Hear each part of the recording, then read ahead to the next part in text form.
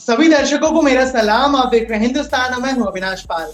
आज मेरे साथ एक ऐसी पर्सनैलिटी जुड़ी है जो जब भी स्क्रीन पर आई है सीधे फैंस के दिलों पे दस्तक कर गई है। कभी उनको देखकर फैंस ने बोला कि ओ माय गॉड इतना सेक्सी विलन, तो कभी फैंस देख के बोले कि यार ऐसा सुपर कूल सीनियर हमें क्यों नहीं मिला। जी हाँ, हम बात कर रहे हैं ताहिर भसीन की। ताहिर, स्वागत है आपका। नमस्कार अविनाश। पिछले साल मेरे ख्याल जुलाई और अगस्त में हमारी बात हुई थी इसी माध्यम पर, और कभी सोचा नहीं था उस टाइम पर कि ठीक एक साल बाद हम उसी तरह जूम पर मिलेंगे। बिल्कुल, कोशिश ये रहेगी कि अगली बार जब हम लोग मिले तो ये बीच में कैमरों की दूरियां ना हो, बल्कि आमने सामने बैठ के बात करें, और जब तक ये कोविड का संकट टल चुका हो। जी जी।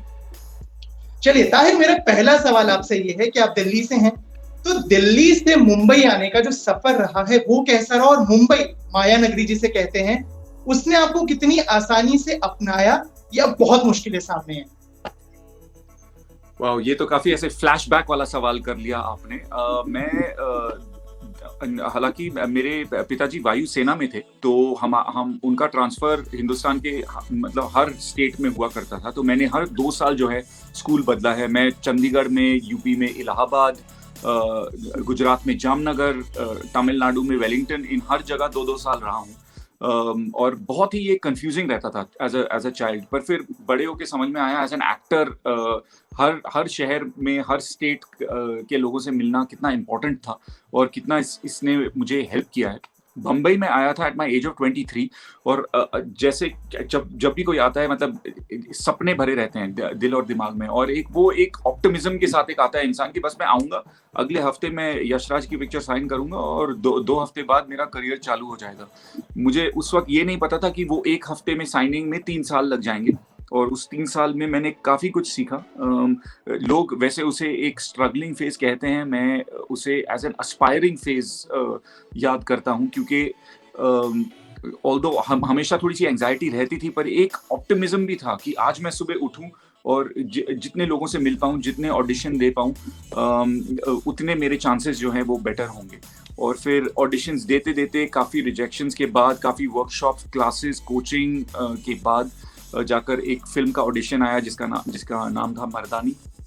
और उसके बाद उस फिल्म के ऑडिशन में कुछ 3 महीने गए, और पहले उन्होंने 250 लोग के करीब लड़के बुलाए थे। उससे फिर 100 से फिर 50 से 5, और 5 से फाइनली वो 1। और वो जो फाइनल फोन कॉल कि you have been selected and we are going to take you on in a film called Mardaani, तो अल्टीमेटली वो यशराज की पिक्चर आ ही गई। बहुत अलग किस्म की पिक्चर थी, जिन लोगों ने देखी हुई है उस तरह की फिल्म नहीं थी यशराज की, जिस तरह मैं देखते हुए आया था बचपन से।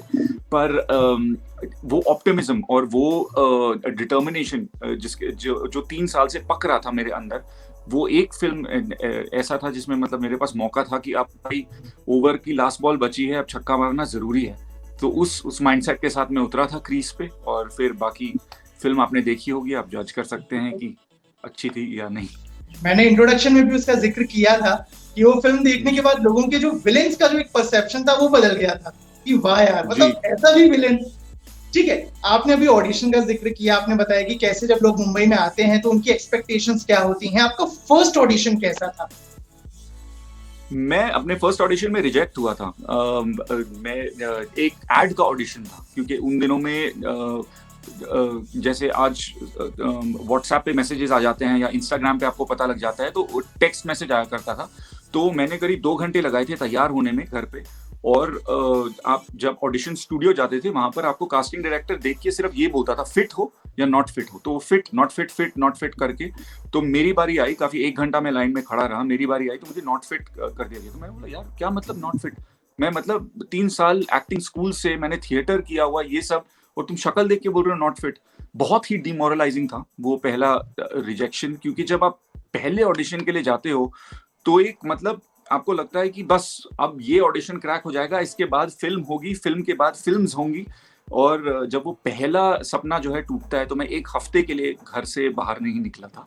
पर जो आगे के 1-2 साल और आगे की जर्नी थी, उसमें मैंने एक बहुत इंपॉर्टेंट सबक सीखा। वो है कि एक रिजेक्शन को फेलियर की तरह नहीं, फीडबैक की तरह लेना बहुत इंपॉर्टेंट होता है किसी भी तरह सक्सेसफुल होने में। आपने मेलबर्न से एक्टिंग और मीडिया की पढ़ाई की है, तो वो पढ़ाई आपकी बॉलीवुड में कितनी काम आई है? और ये मैं पूछना चाहूंगा मूवीज या सक्सेस मिलने के पहले तक, जो आपने बोला ना कि देखते ही नॉट फिट फिट, उस वक्त ये जो पूरा जो पढ़ाई थी या जो लर्निंग थी वो कितनी हेल्पफुल रही? काफी हद तक मैं तो सबको इनकरेज करता हूँ कि जो भी एक्टिंग या एक्चुअली किसी भी क्रिएटिव मीडियम में आना चाहता हो, चाहे वो म्यूजिक हो या राइटिंग हो या किसी भी तरह की एंटरप्रेन्योरियल एक्टिविटी हो, अगर थोड़ी सी भी आपके पास थ्योरेटिकल नॉलेज रहती है तो एक एक्टर के लिए जब वो एक्टिंग करता है दिन में साल में कम से कम वो ज्यादा से ज्यादा 50, 60, 100 दिन शूट करेगा, पर वो बाकी के जो 200 दिन आपके बचे हैं आप उनके साथ क्या करते हैं वो डिटर्मिन करता है कि आप कितने सक्सेसफुल हो सकते हैं। तो आप फिल्म्स के साथ कैसे एंगेज करते हैं, स्क्रिप्ट्स के साथ कैसे एंगेज करते हैं, जर्नलिस्ट के साथ आप कैसे बात करते हैं, डायरेक्टर्स के साथ कैसे बात करते हैं, इस सब में जो है एक आपकी बैकिंग हो जाती है। और मैंने जहाँ तक देखा था फिल्मों में और बॉम्बे में आकर कि जो लोग बॉम्बे में पैदा होते हैं या फिल्म फैमिलीज से होते हैं उनको वो एक बहुत ही अर्ली एज से 17 या 18 से वो असिस्टेंट डायरेक्टर्स या किसी भी तरह सेट पे उनको काम मिल जाता है, क्योंकि ये उनका शहर है, उनका कोई ना कोई दोस्त या बिरादरी में कोई ना कोई होता है। पर अगर आप बाहर से आते हैं तो ये एक्सपीरियंस आपको नहीं होता। और जब मैं फिल्म स्कूल गया था तो वहां पर हर डिपार्टमेंट में आप कैमरा के साथ 1 महीना काम करेंगे, फिर आप लाइट डिपार्टमेंट के साथ काम करेंगे, फिर आप बैठ के स्क्रिप्ट लिखना सीखेंगे। तो जो छोटे छोटे जो डिपार्टमेंट है, फिर आप बॉम्बे आकर उसमें अपना समय बर्बाद नहीं करेंगे कि अब मैं सीख भी लूं कि कैसे काम हो रहा है। मेरा जो नेक्स्ट क्वेश्चन है ताहिर भाई आपसे वो ये है कि जब आप स्ट्रगल कर रहे थे, यानी मुंबई आने का डे 1 और मर्दानी की रिलीज के बाद जब फेम मिला, सक्सेस मिला, इन दोनों के बीच का डिफरेंस कैसा रहा? लोगों का जो आपसे मिलना जुलना था वो कितना चेंज हुआ? मतलब पर्सनल और प्रोफेशनल लाइफ में कितना चेंज आया? मैं maybe as a person ऐसा हूं कि पर्सनली मैं चाहता हूं कि ज्यादा बदलाव ना आए। हाँ, दुनिया के देखने का नजरिया जो है मुझे वो बदल गया था। इससे पहले मुझे फोन करके इंट्रोड्यूस करना पड़ता था, हाय मैं हूँ ताहिर वसील, मैं दिल्ली से आया हूँ, मैंने ये किया है। पर उस फिल्म के बाद और उस फिल्म के बाद मेरे करियर में एक बहुत बड़ी चीज हुई जो था कि यश राज ने मुझे एज एन एक्टर एक टैलेंट साइन ऑन कर लिया। तो अब वो जो है मेरा सारा काम स्क्रिप्ट संभालते हैं, देखते हैं कि मैं कौन से स्टूडियो के साथ काम करूं। तो कोशिश तो यही थी कि एज अ पर्सन ना बदलें, क्योंकि वो फिर एक बहुत ही फेक सा लगने लगता है कि आपको ओवरनाइट सक्सेस मिली तो आपने अपनी पूरी पर्सनालिटी ही बदल दी। मेरे अब भी जो दोस्त हैं वो वही दोस्त हैं जो मर्दानी के रिलीज से पहले थे, और उनका महत्व ये है कि आज भी अगर मैं कुछ करता हूँ तो मेरे सबसे बड़े फैंस और सबसे बड़े क्रिटिक्स वही हैं। और एक रियलिटी चेक, अगर कुछ पसंद ना आया हो तो यार ये क्या बकवास कर लिया तूने, ये करने की क्या जरूरत थी, ऑनेस्टली वो बता देते हैं। और वो रियलिटी अपनी जिंदगी में रखना मेरे ख्याल बहुत इंपॉर्टेंट है। पर जी हाँ, मैं ये कहूंगा कि काम उससे पहले आपको चेस करना पड़ता था और अब काम आपको आपके पास खुद आता है। ये सबसे बड़ा चेंज था मेरे लाइफ। बिल्कुल ताहिर भाई, देखिए ये तो हमारी बात हो चुकी है कि मर्दानी का चाहे करण रस्तोगी हो, चाहे पोस्ट का शिव हो या छिछोरे का डेरेक हो, आपका हर किरदार काफी अलग रहता है। इस बार मेरा सवाल ये है कि उन किरदारों के लिए आप तैयारी कैसे करते हैं? तैयारी एक्चुअली हर किरदार के लिए अलग होती है। मर्दानी एक ऐसी फिल्म थी और एक ऐसी दुनिया थी ड्रग्स और चाइल्ड प्रोस्टिट्यूशन की जिसके साथ मैं वाकिफ बिल्कुल नहीं था। तो कमाटीपुरा नाम का एक रेड लाइट डिस्ट्रिक्ट है मुंबई में, महाराष्ट्र में। तो वहां पर जाना, वहां पर असली लोगों से बात करना, समझना कि उनकी दुनिया क्या है। और मेरा मानना हमेशा ये रहा है कि कोई भी किरदार जो है वो पॉजिटिव या नेगेटिव नहीं होता, उसकी जिंदगी में कोई ऐसा हादसा होता है जो उसे नेगेटिव या पॉजिटिव बनाता है। और वो कौन सा हादसा था और उस एस्पेक्ट को आप ह्यूमनाइज कैसे करें। और यही जो एक प्रैक्टिकलिटी है, एक ह्यूमन एलिमेंट है, एक ऑडियंस को रिलेटेबल बनाती है कैरेक्टर के साथ। और मर्दानी के बाद या फोर्स 2 के बाद या डेरेक के बाद, छिछोरे के बाद भी एक फीडबैक मिलता है कि we did not like this aspect of the character but we loved the actor. So आजकल की ऑडियंस बहुत इंटेलिजेंट है in that they know the difference between someone who's playing the part versus the actual person. And it's just been a great journey, क्योंकि अब तक की जो फिल्में हैं, चाहे वो मर्दानी हो, फोर्स 2 हो या छिछोरे हो, हर में कुछ अलग ट्राई करने का मौका मिला है। और 2020 में लूप लपेटा नाम की एक फिल्म है जो हमने शूट करी है, and that for me is a completely new chapter, क्योंकि एक रोमांटिक हीरो प्ले करना। आपने इंट्रोडक्शन तो मुझे विलन वाला दे दिया, पर होपफुली जब हम अगले साल बिना कैमरा के बात करेंगे तो हम हीरो की भी बातें करेंगे। बिल्कुल ठीक है। ताहिर भाई, अपना जो हिंदी सिनेमा है, जो बॉलीवुड है, उसका इतिहास करीबन 100 साल से भी ज्यादा पुराना है। तो अगर मैं आपसे सवाल पूछूं कि इतने लंबे ड्यूरेशन में कोई एक या दो ऐसी फिल्में जिनका आप रीमेक में काम करना चाहो, कोई ऐसा कैरेक्टर जो आपके दिल के बहुत करीब हो कि यार काश ये कैरेक्टर मेरे को एक बार प्ले करने का मौका मिले, तो वो कौन सा हो? ये तो बहुत ही कंफ्यूजिंग सवाल पूछ लिया आपने, क्योंकि ये एक नहीं, लिस्ट में काफी हैं। अगर कभी हाँ कभी ना का कभी अगर रीमेक में रहे तो शाहरुख खान सर का उसमें जो कैरेक्टर है, रंगीला का अगर कभी रीमेक में बने तो उसमें जो आमिर खान का जो कैरेक्टर था, और दीवार में अमिताभ बच्चन सर का कैरेक्टर, तो ये थे मेरे टॉप 3। लिस्ट तो काफी लंबी है पर टॉप 3 ये है। अच्छा, इसी से जुड़ा मेरा नेक्स्ट क्वेश्चन है कि ये तो हो गया वो जो रीमेक में अगर आपको मौका मिले तो आप करना चाहोगे। मेरा अगला जो क्वेश्चन है वो ये है कि आपका एक ड्रीम कैरेक्टर, क्या एक बार ये रोल तो जरूर करना। ड्रीम कैरेक्टर नहीं, एक ड्रीम पर्सनालिटी टाइप है कि जो जब एक फ्लॉड हीरो होता है या एक हीरो होता है जिसमें कोई ना कोई कमी रहती है, वो जो है मुझे काफी अट्रैक्ट करते हैं। जैसे अगर आप ये फिल्में भी देखें जिनका नाम मैंने अभी लिया, चाहे वो कभी हाँ कभी ना का शाहरुख खान हो, या रंगीला में जो आमिर खान सर ने रोल प्ले किए थे, मतलब वो लड़की को चाहता है पर बोल नहीं पाता।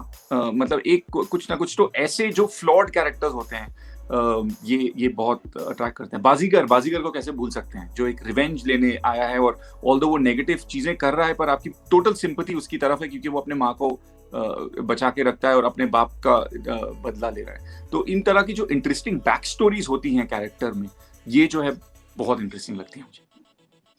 अगर ताहिर राज भसीन को अपने आप को एक वर्ड में डिफाइन करना हो तो वो वर्ड क्या होगा? वाओ, एक वर्ड में? Exactly, only one word. Dreamer. Dreamer, impressive. Okay, मेरा नेक्स्ट क्वेश्चन है कि 2014 दिसंबर में, ऑलमोस्ट 2015 में आपने इंस्टाग्राम पर डेब्यू किया और अभी तक आपके करीब 867 पोस्ट हुए हैं। इट्स 2021, तो सोशल मीडिया पे कम एक्टिव रहने की कोई खास वजह? हाँ, ये आपने बहुत ही इंपॉर्टेंट सवाल किया है। कम लोग पूछते हैं मुझे ये, पर कुछ एक्टर्स ऐसे होते हैं जो अपनी जिंदगी का हर हिस्सा जो है शेयर करते हैं, कि अभी वो खाना खा रहे होंगे तो वो खाने की पोस्ट, वर्कआउट कर रहे हैं तो वर्क का पोस्ट। और मैं I think as a person ऐसा हूं कि एक पर्सनल लाइफ और एक वर्क लाइफ में हल्का सा फर्क जो है मैं रखता हूं। एंड जब किसी प्रोजेक्ट की बात हो रही होती है या मैं कहीं काम से निकलता हूं, देन डेफिनेटली इंस्टाग्राम पर ज्यादा पोस्ट करूंगा।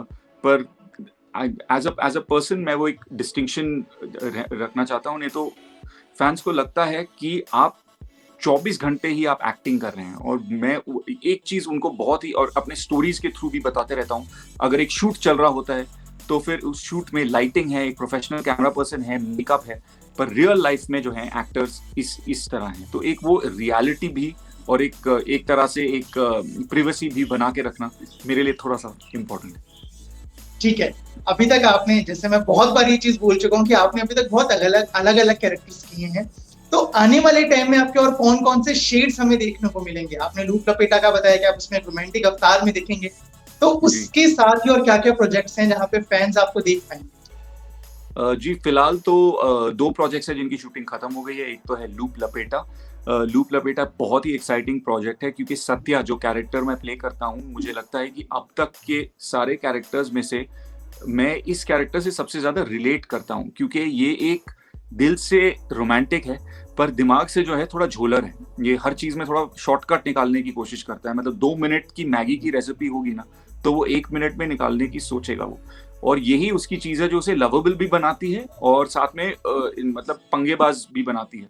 और पूरी स्टोरी इसके अराउंड रिवॉल्व होती है कि कैसे जो पंगे वो लेता है उससे सवी और सत्या निकलते हैं। सवी है तापसी पन्नू का कैरेक्टर, और मैं इतना लकी हूं कि अगर एक romantic hero quote unquote play करना था तो तापसी पन्नू जैसी एक्ट्रेस मिली, क्योंकि मेरे ख्याल से जो एक रोमांटिक केमिस्ट्री होती है स्क्रीन पर, वो उतनी ही अच्छी होती है जितनी आपकी को एक्ट्रेस हो। और and she is an amazing person who brings her 110%। So I really hope कि जितना मजा हमें सेट पे आया, the audience gets to see that. और दूसरी जो चीज है जो हमने 2020 में शूट करी वो नेटफ्लिक्स के लिए एक सीरीज है, क्योंकि आजकल ओटीटी की हवा काफी चली है। नेटफ्लिक्स का एक सीरीज है जिसका नाम है ये काली काली आंखें। हम बाजीगर की बात कर रहे थे, काली काली आंखें सीरीज का नेम है। और इसमें श्वेता त्रिपाठी हैं जिन्होंने बहुत खूबसूरत फिल्में जैसे कि मसान, हरामखोर और आई थिंक मोस्ट रिसेंटली उन्होंने मिर्जापुर में काम किया है। Again an amazing actress to have romantic chemistry with. पर ये सीरीज कुछ ऐसा है कि एक रोमांटिक ड्रामा शुरुआत उससे होती है, पर ये डार्क थ्रिलर बनते जाती है। And again very different format from what I have shot before, but a completely different part, मतलब कंपेयर्ड टू अगर आप कोई भी पहला काम देखें, which is what makes it exciting. अच्छा ठीक है, जैसे आपने बताया वेब सीरीज का भी आपने शूट खत्म किया और बॉलीवुड में तो सिक्का चल ही रहा है, तो बॉलीवुड और वेब सीरीज इन दोनों में क्या डिफरेंस फील करते हैं? जो काम एज एन एक्टर आप कर रहे हैं वो तो सेम है, काम है डिफरेंस करने के तरीके में। एक फिल्म जो है वो 40 से 50 दिन में शूट हो जाती है। सीरीज जो आपका है 120 या 150 दिन चलेगा, तो ऐसा लगता है जैसे आप बैक टू बैक 3 फिल्में शूट कर रहे हैं। यही सीरीज ये काली काली आंखें का अगर आप शेड्यूल ले लें तो हमने बॉम्बे, पूना, मध्य प्रदेश के ओमकारेश्वर में, फिर भोपाल में, हिमाचल के मनाली में, लद्दाख में, इन सारे शहरों में हमने थ्रू 2020, मतलब पैंडेमिक चल रहा था और हम लोग हर जगह RT-PCR टेस्ट करवा के बॉम्बे से निकलने से पहले अगले लोकेशन पे पहुंचने के बाद, तो एक काफी मतलब 3 फिल्में बैक टू बैक का काम है। और ऑल्सो एज अ कैरेक्टर आपको एक ज्यादा ड्यूरेशन मिलता है अपने क्राफ्ट को एक्सप्लोर करने का, क्योंकि ये एक एपिसोडिक स्टोरी वाइज टेलिंग होती है, ना कि 2 घंटे में एक बताई गई कहानी। सो ताहिर भाई, that's it from our side. अगर आप कुछ और हमारे दर्शकों के साथ स्पेशल शेयर करना चाहें? नहीं जी, बस इस वक्त तो मैं यही कहना चाहूंगा अविनाश कि आपके दर्शक जो इस वक्त ये देख रहे हैं वो प्लीज कोविन वेबसाइट पर अपने आप को रजिस्टर करें और जल्द से जल्द वैक्सीन लगवा लें, क्योंकि इस वक्त जो हमारी जंग चल रही है कोविड के विरुद्ध, वैक्सीन एक चीज है जो हमें उससे बचा सकती है। एंड अगर हम, जैसे कि हमने इस इंटरव्यू की शुरुआत में कहा था, चाहते हैं कि अगले साल हम बिना इन कैमरे की दूरी से मिले, तो वैक्सीन लगवाना ही बेस्ट तरीका रहेगा। बिल्कुल ताहिर भाई, बहुत बहुत धन्यवाद हिंदुस्तान के साथ जुड़ने के लिए आपका। Thank you Avinash. ऐसे ही और मजेदार वीडियोस और इंटरव्यूज के लिए जुड़े रहिए हिंदुस्तान के साथ। नमस्कार।